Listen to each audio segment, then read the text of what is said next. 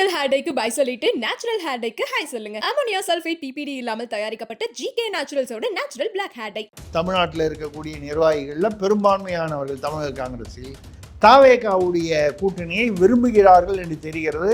அவர் சோடங்கரோ பிரவீன் கூட ஒரு நிர்வாகியாக தனித்தனியாக கூப்பிட்டு கருத்து கேட்குறாரு. மாணிக் தாக்கூர் 38 அவங்க பேசுகிறதுல 38 சீட்டு வேணும் எங்களுக்கு, அதுவும் நாங்கள் கேட்குற சீட்டு வேணும், 3 பேர் அமைச்சர் வேணும். அப்படின்னா என்ன அர்த்தம்? கூட்டணி ஆட்சி தான். இப்போ விஜய் கூட போகும்போது அவர் 38 இல்லை 50 சீட்டு கொடுக்க தயாராக இருக்குது. எங்கே பிரச்சனை திமுகவுக்கு? அதனால் ஏற்கனவே கிறிஸ்தவ சிறுபான்மையினரில் கிறிஸ்தவர்கள் வாக்கு திமுகவிலேருந்து பிரிஞ்சு விஜய்க்கு போவதற்கான வாய்ப்புகள் அதிகம். அவர் ஒரு கிறிஸ்தவர் என்பதாலும் பல காரணங்கள்னாலும். காங்கிரஸ் பிரிஞ்சு போகும்போது இந்த பக்கம் பாஜக, இந்த பக்கம் காங்கிரஸ்னா இஸ்லாமியர்களில் எல்லாரும் சொல்லலை, ஒரு பகுதியினர் தாவேகாவுக்கு ஓட்டு போடலாம். அப்போ விசிகாவுக்கும் இவ்வளோ நாள் இல்லாத ஒரு என்ன வரும்? காங்கிரஸே அங்கே போகுது, நம்மளும் அங்கே போயிட்டாங்க தாவேகாவுக்கு, தாவேகா கூட்டணிக்கு. திமுக தான் ஆட்சிக்கு வரும்னு சொல்லப்படுற ஒரு சில மாதங்களுக்கு முன்னால் இருந்த நிலைமையில் இருந்து இப்போ திமுக 2வது வருமா இல்லை 3வது வருமா, இப்படி வரக்கூடிய ஒரு குழப்பமான சூழ்நிலை வந்து விட்டது. எதனாலனா காங்கிரஸ் அங்கே போவதனால. இதனால் தாவேகாவுக்கு லாபமா என்றால் ஓரளவுக்கு லாபம். ஏன்னா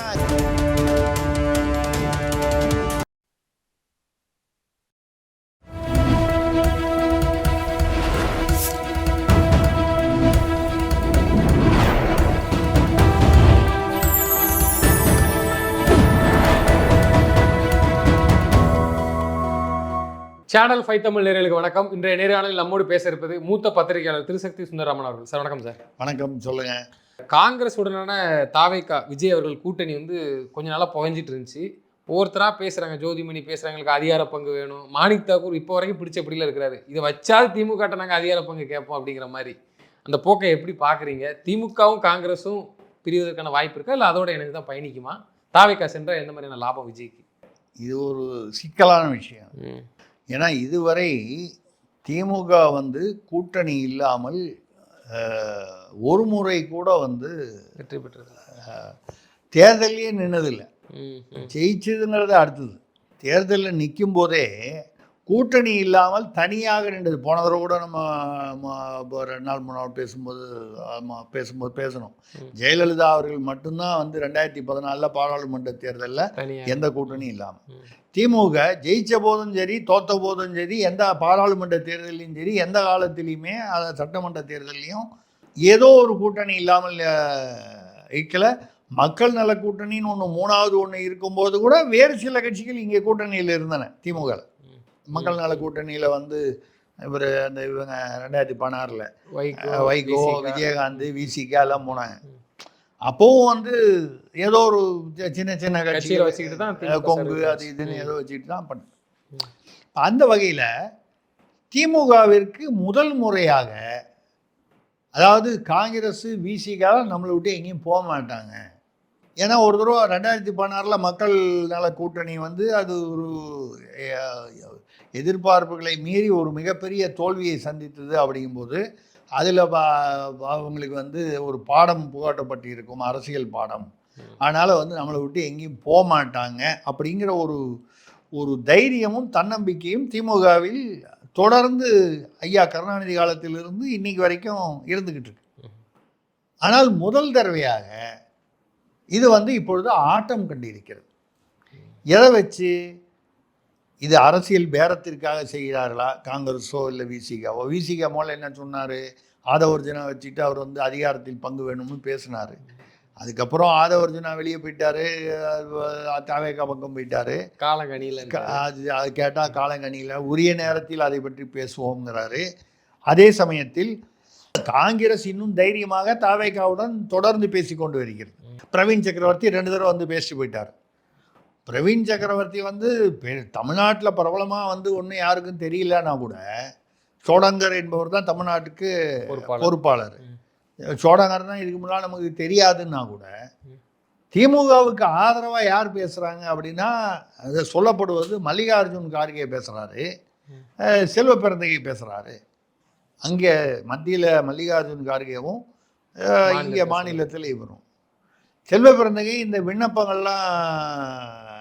படிவங்கள்லாம் வர்ற சமயத்தில் அந்த 4 நாளோ 5 நாளோ எங்கே போயிட்டார்? லண்டன் போயிட்டார். அவர் அங்கே ஒரு கல்வி நிலையம் ஒன்று வச்சுருக்காரு, யூனிவர்சிட்டியாக நம்ம வச்சுருக்காரு. அது பார்க்குறதுக்காக போனாரா, எதுக்கு போனாருன்னு தெரியாது. எதுக்காக போனார் பேசும்போது கரெக்டாக சொல்லிட்டார், 24 மணி நேரமும் நான் வந்து காங்கிரஸுக்காக தான், கட்சிக்காக தான் செயல்படுகிறேன், உழைக்கிறேன், சிந்திக்கிறேன். அதெல்லாம் வசனமெல்லாம் ரைட்டு. லண்டனில் யூனிவர்சிட்டி நடத்துறது நான் கட்சியாக நடத்துறது இல்லை, கட்சிக்காக நடத்துகிறீங்க, அது நடத்திட்டு போங்க. அதெல்லாம் என்னென்னால் காங்கிரஸ் என்றாலே தமிழ்நாட்டில் இப்போ காங்கிரஸே இண்டி கூட்டணியில் வந்து மம்தா அந்தம்மா கண்டுக்கிட்டாங்க, கெஜ்ரிவால் ஒதுங்கிட்டார், அவர் பேர் என்ன லல்லு பிரசாத் யாதவ் அவங்க தோல்விக்கு அப்புறம் வந்து ஏன்டா காங்கிரஸ் அது அந்த மாதிரி ஒரு முடிவுக்கு வந்துட்டாங்க. பீகாரில், உத்தரப்பிரதேசத்தில் அவர் முலாயம் சிங் யாதவ் பையன் அவரும் வந்து அவர் என்ன நிலைமை, அவரும் வந்து அப்படி ஒன்றும் பட்டும் படாமல் இருக்கார் இண்டி கூட்டணியில். மம்தா வந்து வேணாங்குது, காங்கிரஸ் தலைமையாக இருக்கிற வரைக்கும் இண்டி கூட்டணியை வேணாங்குது. அப்போ யார் இருக்கா இண்டி கூட்டணியில்? நீங்கள் கம்யூனிஸ்ட் எடுத்துக்க முடியாது. கேரளாவாக இருந்தால் ஒரு நம்ம பேசியிருக்கோம், அது ஒரு வினோதமான ஒரு போக்கு. கேரளாவாக இருந்தால் வந்து எதிரி, மற்ற மாநிலங்களில் வந்து நண்பன், இப்படி இண்டி கூட்டணி. கேரளாவில் வரும்போது இண்டி கூட்டணி கணக்கு கிடையாது, செல்லாது. அங்கே இண்டி தலைமையிலேயே பார்த்தீங்கன்னா ராகுல் காந்தி ஒரு தலைவராக இருக்கக்கூடாது, பிரதமர் வேட்பாளராக அவரை அறிவிக்கக்கூடாது. இப்போலேருந்தே வந்து பிரியங்காவை வந்து வதரா அவர்களை அறிவிக்க வேண்டும் என்று ஒரு லாபி ஒர்க் பண்ணுது. திக்விஜய் சிங் திடீர்னு ஆர்எஸ்எஸ்ஐ போன்ற ஒழுக்கமான ஒரு இயக்கம் அந்த மாதிரி காங்கிரஸில் இல்லை என்பது வருத்தம்ங்கிற ஒரு அர்த்தத்தில் பேசியிருக்காரு. சசி தரூர் வந்து அவரை சப்போர்ட் பண்ணி பேசுகிறாரு. அவர் ஏற்கனவே பல விஷயங்களில் மோடியை பாராட்டி பேசி காங்கிரஸ் தலைமையின் எரிச்சலுக்கு. ஸோ அங்கே டெல்லியிலேயே காங்கிரஸுக்கு பிரச்சனை இருக்குது. இது பத்தாதுன்னு இங்கே வந்து தமிழ்நாட்டில் பார்த்தீங்கன்னா இப்போ இருக்கிறத பார்த்தா பெரும்பான்மையானவர்கள், தமிழ்நாட்டில் இருக்கக்கூடிய நிர்வாகிகளில் பெரும்பான்மையானவர்கள் தமிழக காங்கிரஸில் தாவேகாவுடைய கூட்டணியை விரும்புகிறார்கள் என்று தெரிகிறது. அவர் சோடங்கரோ பிரவீன் கூட ஒரு நிர்வாகியாக தனித்தனியாக கூப்பிட்டு கருத்து கேட்குறாரு. நேற்று இன்னைக்கெல்லாம் கேட்டுக்கிட்டு இருக்கார். என்ன நினைக்கிறீங்க, தாவேகா கூட போகலாமா, திமுகலே இருந்துடலாமா கூட்டணியில், இப்படி போனால் என்ன நினைக்கிறீங்க, அப்படி எல்லா கருத்து கேட்குறாரு. ஒரு கருத்துக்களை சேகரித்து ஒரு முடிவுக்கு மேலே ராகுல் காந்தியிடமோ இப்போ சோனியா காந்தியிடமோ யார்கிட்ட சொல்லணுமோ சொல்லி முடிவு பண்ணுவோம். மல்லிகார்ஜுன் கார்கே சொல்வதனால் வந்து ராகுல் காந்தி குடும்பம் அல்லது சோனியா காந்தி குடும்பம் வந்து ஒரு முடிவை மாற்றிக்கொள்ளப் போவதில்லை. மல்லிகார்ஜுன் கார்கே வந்து அவர் பெயருக்குத்தான் தலைவரை தவிர அவர்கள் சொல்வதை வந்து அவர் வந்து நடைமுறை தலைவர், நடைமுறைப்படுத்தும் தலைவர், அவ்வளோதானே தவிர அவருடைய கருத்துக்கு அங்கே ஒரு பெரிய ஒரு அதாவது முடிவு செய்யும் ஒரு நிலையில் அவர் இல்லை. இது பொதுவாக காங்கிரஸில் இருக்கக்கூடியது. சீதாராம் கேசரி அவர் வந்து ராஜினாமா பண்ணுங்க, சோனியா காந்தியை தலைவராக போடணும், இல்லை அவங்க சொல்கிற ஆளை தலைவராக போடணும், அவர் மாட்டேன்னார். அவர் பட்டியலினத்தை சேர்ந்தவர். அவரை காங்கிரஸ் கட்சி தலைமை அலுவலகத்திலே பாத்ரூமில் வச்சு 4 மணி நேரம் போட்டிட்டு ராஜினாமா கடிதம் கொடுக்குறேன்னு சொல்லி வெளியே விட்றேன்னு சொல்லி ராஜினாமா கடிதம் கொடுத்ததுக்கப்புறம் குண்டு கட்டாக தூக்கி கொண்டு போய் கேட்டுக்கு அக்பர் ரோட்டில் 8 அக்பர் ரோடாக அந்த அட்ரஸுக்கு வெளியே கொண்டு போய் வச்சுட்டாங்க. அதுவரை வந்து தேசிய தலைவர் அவர். அப்போ ஆக காங்கிரஸை பொறுத்தவரை அந்த குடும்ப ஆட்சி அங்கேயும் அப்படி தான். இங்கே வந்து இப்போ திமுகலையும் அதே மாதிரி குடும்ப ஆட்சி தான். ஆனால் இந்த கூட்டணின்னு வரும்பொழுது காங்கிரஸ் இப்பொழுது அந்த பக்கம் தாவேகா பக்கம் போவது போல அதிகமாக ஒரு ஒரு அந்த ஒரு பார்வையில் தெரியாது. மாணிக் தாக்கூர் வந்து 38 அவங்க பேசுகிறதுல 38 சீட்டு வேணும் எங்களுக்கு, அதுவும் அங்கே கேட்குற சீட்டு வேணும், 3 பேர் அமைச்சர் வேணும். அப்படின்னா என்ன அர்த்தம்? கூட்டணி ஆட்சி தான். எவ்வளவு சீட்டு நாங்கள் ஜெயித்தாலும் கூட்டணி ஆட்சி. இப்போ விஜய் கூட போகும்போது அவர் வந்து 38 இல்லை 50 சீட்டு கொடுக்க தயாராக இருக்கார். ஏன்னா அவர் புது கட்சி. அவருக்கு வந்து இவங்கெல்லாம் வந்து இப்போ செங்கோட்டையை வந்தார், ஒரு அனுபவம். செங்கோட்டையனுக்கு பின்னால் பெரிய அதிமுகவோட வாக்கு வங்கி வந்துருச்சு அப்படின்னு சொல்ல முடியாது. ஆனால் கரூரில் நடந்த நெரிசல் ஒரு பெரிய அது ஒரு பெரிய ஒரு துக்கமான நிகழ்வு. 41 பேர் உயிர் போச்சு. ஆனால் ஈரோடு மாநாட்டில் அப்படி இல்லாமல் ஓரளவுக்கு கட்டுக்கோப்பாக அது நெறிப்படுத்த முடிந்தது. அதுக்கு செங்கோட்டையன் தான் காரணம்னு சொல்லலை, செங்கோட்டையனும் ஒரு முக்கியமான காரணம். ஏனென்றால் அவர் ஏற்கனவே விஜயை சுற்றி இருக்கக்கூடிய மற்ற ஆதவர்ஜுனாவோ புஷியோ அவர் நிர்மல் குமாரோ இவங்கெல்லாம் வந்து அந்த அளவுக்கு பெரிய நிர்வாகிகளோ அதுக்கான அனுபவமும் அவர்களுக்கு இல்லை. இப்போ செங்கோட்டையன் 9 டைம் எம்எல்ஏவாக இருந்தார். அவருக்கு வாக்கு வங்கி என்ன இருக்குன்றதை தாண்டி அவருக்கு அனுபவம் பக்குவப்படுத்துறதுக்கான ஒரு தலைவரா. எம்ஜிஆர் வந்து தனியாக கட்சி ஆரம்பித்தார். நம்ம எம்ஜிஆரையும் விஜயும் வந்து நம்ம ஒப்பிடுறது வந்து இந்த ஒரு லிமிட்டட் ஒப்பிடுதல் தான். ஏன்னா எல்லாருமே சொல்லுவாங்க அவர் எம்ஜிஆர் மாதிரி அவரும் புதுசாக கட்சியாக இருந்தார். எம்ஜிஆர் 20 வருஷம் வந்து திமுக இருந்தார். அதுக்கு முன்னால் 6-7 வருஷம் காங்கிரஸில் இருந்தார். கிட்டத்தட்ட 25 வருஷத்துக்கு மேலே அவருக்கு வந்து அனுபவம் இருந்தது. திமுகவின் முகமாக தெரிந்தார். அவர் எந்த சினிமாவில் பார்த்தாலும் நீங்கள் வந்து அவர் அண்ணாதுரையை சொல்லுவார், அது பாட்டில் கொண்டு வருவார், காட்சியில் கொண்டு வருவார், படத்தில் கொண்டு வருவார், அந்த பாடல் வரிகளில் கொண்டு வருவார். ரெண்டாவது அவருடைய கேரக்டர் பார்த்தீங்கன்னா எப்பவுமே நல்லவருங்கிற ஒரு கேரக்டரே அவருடைய கதாபாத்திரம். இப்படி அவருடைய உழைப்பு, மறைமுக உழைப்பு, 20 வருஷம் 25 வருஷம் அனுபவம், 20 வருஷம் திமுக அனுபவம். அதையும் திடீரென்று சினிமாவிலிருந்து இதுக்கு வந்த விஜயையும் வந்து நம்ம ஒப்பிடுவது வந்து நியாயமில்லை. ஆனால் இருவரும் நடிகர்கள் என்ற வகையில் ஒப்பிட்டு பார்த்தா கூட இன்னைக்கு வந்து செங்கோட்டையன் போன்றவர்களுடைய அனுபவம் நிச்சயமாக செங்கோட்டையனோ மனோஜ் பாண்டியனோ இல்லை மற்றவர்களோ, செங்கோட்டையனை நம்ம கொஞ்சம் அதிகமாக சொல்றது காரணம் வந்து 9 தடவை எம்எல்ஏவாக இருந்திருக்கார். அதிகமாக எம்ஜிஆர் காலத்திலிருந்து இருந்திருக்கிறார். நடுவில் அவரும் வந்து ஊழல் வழக்குகளெல்லாம் சிக்கல் இருந்திருக்கிறாரு. வேறு சில பிரச்சனைகள் எல்லாம், பெண் பிரச்சனைகள்லாம் அவர் குடும்பமே போய் ஜெயலலிதா கிட்ட வந்து புகார் சொல்லி அவர் அமைச்சரவையிலிருந்து நீக்கப்பட்டதெல்லாம் அதெல்லாம் சரி. அரசியல்வாதின்னு போனாலே, அரசியல்வாதி நடிகர்னு போனாலே இந்த மாதிரி தனிப்பட்ட பிரச்சனைகள் இருக்கும். அதுக்குள்ளே போனோம்னா நம்ம எந்த அரசியலை மட்டும் நம்ம பார்த்துட்டு போகிறது தான் சரியாக இருக்கும். பொதுமக்களை பொறுத்தவரை தனிப்பட்ட வாழ்க்கைக்குள்ளே போனால் எல்லாமே வித்தியாசமாக இருக்கும். நம்ம எதிர்பார்ப்புக்கோ நம்மளுடைய இதுக்கோ வந்து அது சரியாக வராது. ரெண்டாவது அதை விமர்சனம் பண்ணியும் பிரயோஜனம் இல்லை. மக்களுக்கு என்ன இருக்குது? மக்களுக்கு அதனால் நன்மையும் இல்லை தீமையும் இல்லை. அந்த வகையில் இப்பொழுது வந்து பிரவீன் சக்கரவர்த்தி இவங்க வந்து இப்போ எல்லாம் பேசுகிறாங்க. பிரவீன் சக்கரவர்த்தி 2 தடவை போய் விஜயை பார்த்தாரு. கேசி வேணுகோபால் பேசுகிறார் அடிக்கடி விஜயோட. கேசி வேணுகோபால் எப்படி முக்கியத்துவம் பெறுகிறார்? அவர் அகில இந்திய செயலாளர்களில் ஒருவர். அந்த குடும்பத்திற்கு, தலைமை குடும்பத்திற்கு மிக நெருக்கமானவர். கேரளாவை சேர்ந்தவர். ராகுல் காந்தியோ அவர் பேர் என்ன, ராகுல் காந்தி வந்து வயநாட்டில் ஜெயித்த போதும், பிரியங்கா காந்தி வயநாட்டில் ஜெயித்த போதும் அந்த வெற்றிக்கு உறுதுணையாக கேரளாவில் வந்து ஒருங்கிணைப்பாளராக இருந்தது கேசி வேணுகோபால். ஏன்னா எந்த உத்தரப்பிரதேசம் வந்து எங்களுடைய சொந்த மாநிலம்னு சொல்கிறாங்களோ, இங்கே அமேதிலேயே அந்த காலத்தில் ஸ்மிருதி இரானி கிட்ட ராகுல் காந்தி தோற்று போனாரா இல்லையா? அப்படி தோற்று போயிடுவோங்கிற பயத்தில் தானே வயநாட்டிலேயே 2 இடத்துல நின்னார். வயநாட்டில் ஜெயிச்சிட்டாரு, அமேதியில் தோத்துட்டார். ஆனால் வயநாட்டிலையும் தோற்றுருந்தா அசிங்கமாக போயிருக்கும்ல. அப்படி தோக்காமல் அதை தூக்கி நிறுத்தினது யாருன்னா கேசி வேணுகோபால் தலைமையிலான ஒரு குழு. அதில் அவர் முக்கியமானவர். இப்போ இந்த கேசி வேணுகோபால் விஜயுடன் போகிறதுக்கு தான் வந்து அவர் வந்து விரும்புகிறார். கேசி வேணுகோபால், பிரவீன் சக்கரவர்த்தி, சோடங்கர், இது போன்ற தேசிய தலைவர் இல்லை, நான் சொல்வது தேசிய தலைவர். தமிழகத்தில் மாணிக் தாக்கூர், ராஜேஷ்குமார், கே எஸ் அழகிரி, ஜோதிமணி, கார்த்தி சிதம்பரம். சிதம்பரம் திமுக கூட போகணும்னு நினைக்கிறாரு. ஆனால் கார்த்தி சிதம்பரம் பார்த்தீங்கன்னா அவரே திமுக. இப்போ வந்து தமிழ்நாட்டில் வந்து எங்கே பார்த்தாலும் வந்து போதைப் பொருள் நடமாட்டம்னு 4 நாள் முன்னால் யார் பேசுகிறாரு? மா சுப்பிரமணியம் வந்து தமிழ்நாட்டில் போதைப் பொருள் நடமாட்டமே இல்லைன்னு பேசினார். 0 இலக்கு அடைஞ்சிட்டோம் கஞ்சாலன்னு பேசினார். உடனே கார்த்தி சிதம்பரம் வேறு மாதிரி பேசுகிறாரு. அது மா சுப்பிரமணியம் பேசி 3 நாளுக்குள்ள கார்த்தி சிதம்பரம் இல்லை, தமிழ்நாட்டு முதலமைச்சரே வந்து 1 லட்சம் போதை மாத்திரைகள் போன வாரம் கூட பிடிச்சோன்னு சொன்னார். நடமாட்டமே இல்லைன்னு சொல்லுது மா சுப்பிரமணியன் சொல்லுது உண்மையாக இருந்தால், முதல்வர் சொல்வது உண்மையா, மா சுப்பிரமணியன் சொல்வது உண்மையான்ற ஒரு கேள்விக்குறி வந்துடுது. ஏதாவது ஒன்று தானே உண்மையாக இருக்க முடியும். நடமாட்டமே இல்லைன்னா அப்படி. அதுக்கும் வந்து மா சுப்பிரமணியம் ஒரு விளக்கம் கொடுத்துட்டாரு.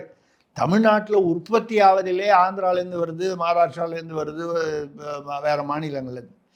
எந்த மாநிலத்துலேருந்து வந்தால் என்னங்க? தமிழ்நாட்டில் நடமாட்டத்தை தடுக்க வேண்டியது யார்? காவல்துறை, இல்லை அதற்குண்டான இந்த போதை தடுப்புத்துறை, எந்த நர்கோட்டிக்ஸ்ன்னு சொல்லக்கூடிய மாநிலத்தை சார்ந்த எந்த இதுவோ. அங்கே ஆந்திராக்காரன் வந்து இங்கே உள்ளே வந்து கொலை பண்ணிட்டு போகிறான்னா ஏன் தெரியாதுங்க, கொலை பண்ணிட்டு போனவன் ஆந்திராக்காரங்க அப்படின்னு சொல்லி விட்டுற முடியுமா? நிகழ்வு எங்கே நடந்தது? இப்போ அந்த சூரஜ் திருத்தணி இந்த ரயிலில் போகும்போது 60 வெட்டு அவருக்கு, முகத்தில் 30 வெட்டா. ஒரே நாளில் ஆஸ்பத்திரியில் ராத்திரிக்குள்ளே அவர் வந்து குணமாகி நான் என்னை டிஸ்சார்ஜ் பண்ணுங்கன்னு ராத்திரி 12-1 மணிக்கு எங்கேயாவது ஒரு ஆஸ்பத்திரியில் சாயந்தரம் ஒரு குறிப்பிட்ட 7-8 மணிக்கு மேலே எங்கேயாவது டிஸ்சார்ஜ் பண்ணி எங்கேயாவது கேள்விப்பட்ட தனியார் ஆஸ்பத்திரியோ அரசு ஆஸ்பத்திரியோ டிஸ்சார்ஜ் ஆகிறதா சரித்திரமே கிடையாது.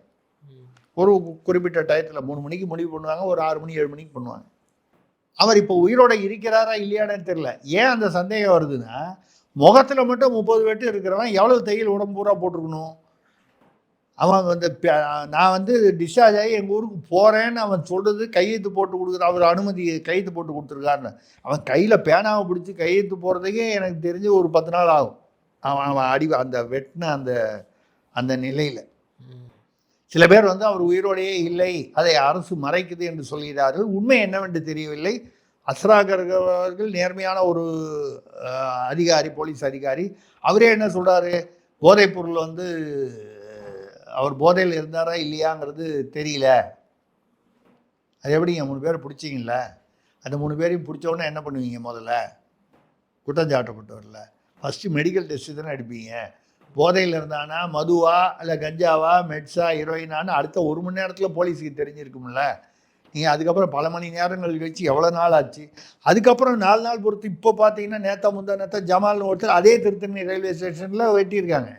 இப்போ வந்து ஸ்ரீவைகுண்டத்தில் ஒரு அம்மா வந்து என் வீட்டு வாசலில் உட்காந்து தண்ணி அடிக்காதான்னு சொல்லி ஒரு மூதாட்டி 75-80 வயது மூதாட்டி, அந்த அம்மா முத்தமாலன்னு பேர். அந்த பையன் வந்து முதல் நாள் தான் அவங்க அம்மா இறந்துருக்காரு. அதையும் தாண்டி அவர் வந்து அவ்வளவு அந்த அடிக்ஷன், போதையுடைய அந்த இது, அதில் வந்து அவர் வீட்டு வாசலில் போய் தண்ணி அடி, அம்மா இறந்து போய் மறுநாளைக்கே உட்காந்து தண்ணி அடிக்கிறியா? இது கிராமத்தில் கொஞ்சம் உரிமை எடுத்துகிட்டு பேசுவாங்க. நகரமாக இருந்ததுன்னா நீ நாசமாக போன்னு விட்டு போயிடுவாங்க, திரும்பியே பார்க்க மாட்டான்.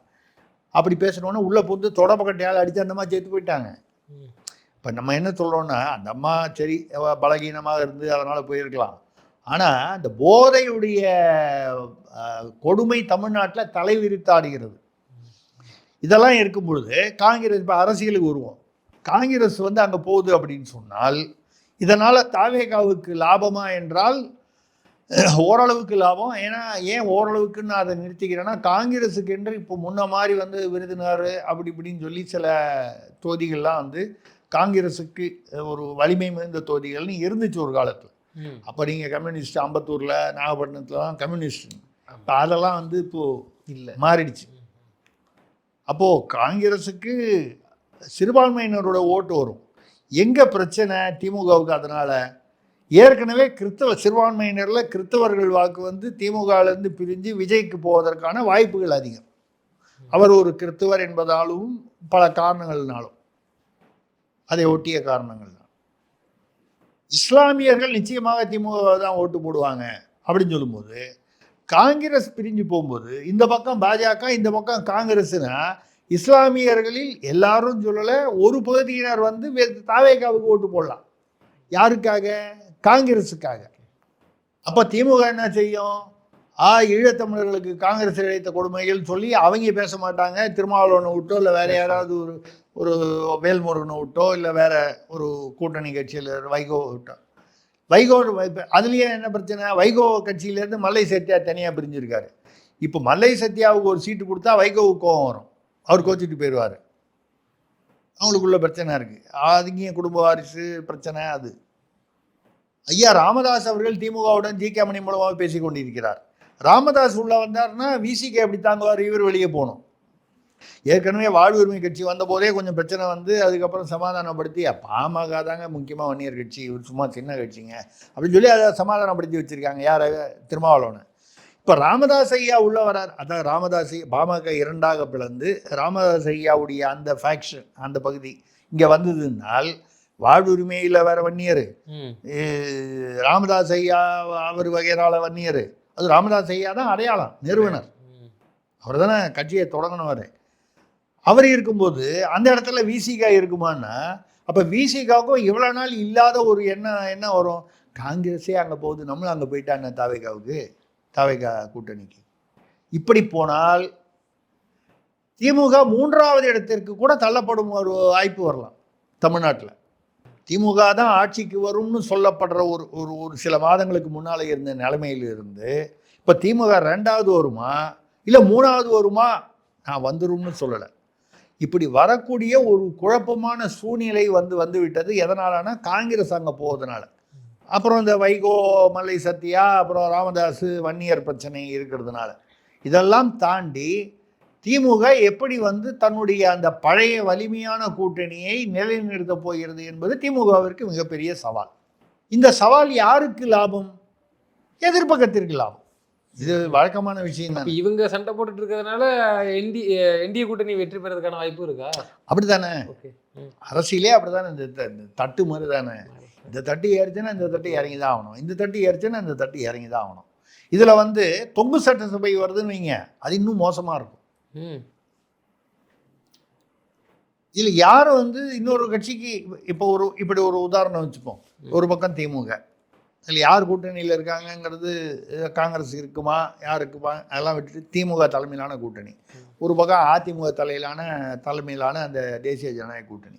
ஒரு பக்கம் விஜயோட காங்கிரஸ் கூட்டணியில் இருக்கலாம், விசிக போகலாம், இல்லை போகாமல் விஜய் அப்படியே கூட இருக்கலாம், தனியாக கூட நிற்கலாம். சீமான் எப்படியா இருந்தாலும் தனியாக தான் நிற்கிறாரு. இப்படிப்பட்ட இதில் ஒரு தொங்கு சட்டசபை, யாருக்குமே 118 சீட்டு வரல எந்த கூட்டணிக்கும். இப்படி ஒரு நிலைமை வந்துச்சுன்னு வைங்க, யார் இந்த இன்னொருத்தருக்கு ஆதரவு கொடுப்பாங்க? அதிகார பங்கு யாரு கொடுத்தா? இல்லைங்க, திமுக கூட்டணியிலேருந்து ஏதாவது ஒரு கட்சி அதிமுக அரசுக்கு ஆதரவு கொடுக்குமா? கொடுக்காது. பொதுவாக கொடுப்பதற்கு பிஜேபி இருக்காது. அந்த பக்கத்துலேருந்து திமுகவுக்கு ஆதரவு கொடுப்பாங்களா? கொடுக்க மாட்டாங்க. சரி, இவங்க 2 பேருமே விஜயை முதல்வராக ஏற்றுக்கொள்வார்களா? எடப்பாடியும் ஏற்றுக்கொள்ள மாட்டார், ஸ்டாலின் உதயநிதியும் ஏற்றுக்கொள்ள மாட்டார். சீமானை பொறுத்தவரை அவர் நான் தான் ஆட்சிக்கு வருவேன்னு அவரும் சொல்லலை. அவருக்கு இருக்கக்கூடிய வாக்கு வங்கியில் நம்ம 8%லேருந்து ஒரு கல் அவர் அதை விட கூடுதலாக பெறுவார்னு சொல்லலாமே தவிர 40% வாக்கு வங்கி எந்த கட்சியோ கூட்டணியோ பெறுகிறதோ அவங்க தான் ஆட்சி அமைக்க முடியும். இப்போ இந்த 40% என்பது கிடைக்காமல் இது சிதறுண்டு போனால் யாருமே ஆட்சி அமைக்க முடியாத ஒரு சூழ்நிலை வரும். இப்போ அந்த மாதிரி வந்தால் என்னங்க ஆகும்? ஜனாதிபதி ஆட்சி மறுதேர்தல் வரலாம், கவர்னர் ஆட்சி, ஜனாதிபதி ஆட்சி. இது ஒரு வழி. இல்லை குதிரை பேரம் அதிகமாகலாம். குதிரை பேரம்னா ஹார்ஸ் ட்ரேடிங்னு சொல்லுவாங்க, விலை கொடுத்து வாங்குறது. இது ஒன்றும் தமிழ்நாட்டு அரசியலுக்கு புதுசு இல்லை, இந்தியாவிலையும் புதுசு இல்லை, எல்லா மாநிலத்திலையும் பொதுவாகவும் புதுசு இல்லை, தமிழ்நாட்டிலும் ஒன்றும் புதுசு இல்லை, பல காலங்களாக நடைபெற்றிருக்கு. அதுவும் தேர்தல் சமயத்தில் வரும்போது மகாராஷ்டிரா நடக்கலையா? முதல் நாள் அன்னைக்கு உத்தவ் தாக்கரே பாஜக கூட்டணியில் இருந்துட்டு சித்தாந்தம்லாம் பேசிட்டு மறுநாளைக்கு காங்கிரஸோட போனார். அதுக்கடுத்த ஒரு சில மாதங்களில் அங்கேருந்து ஏக்நாத் ஷிண்டே தூக்கி கொண்டு போய் தனியாக வச்சுட்டாங்க. அங்கே தான் அமித்ஷாவுடைய அந்த அரசியல், அதுக்கு பேர் நீங்கள் சாணக்கியத்தனம்னு சொல்லுங்கள், அது என்ன வேணாலும் சொல்லுங்கள், ராஜதந்திரம்னு சொல்லுங்கள், இல்லை வேறு என்ன பேர் வேணாலும் சொல்லுங்கள்.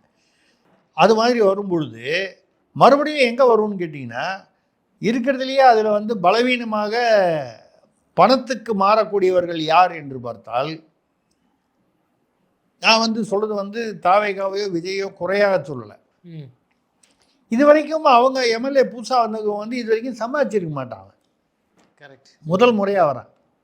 திமுகவில் எம்எல்ஏ இருக்கிறவன் சம்பாதிச்சிருப்பான். அதிமுக எம்எல்ஏ, அதிமுக அதை ஒட்டி இருக்கக்கூடியவங்க ஓரளவுக்கு ஏதோ ஆட்சியில் இருக்கும்போது சம்பாதிச்சிருப்பான். நம்ம யாரையும் குறிப்பிட்டு சொல்லலை, நம்ம ஒரு பொதுவான ஒரு இது வரைக்கும் சம்பாதிப்பதற்கு வாய்ப்பே இல்லாமல் இருக்கிறவன் யார்? புதுசாக கட்சியார்.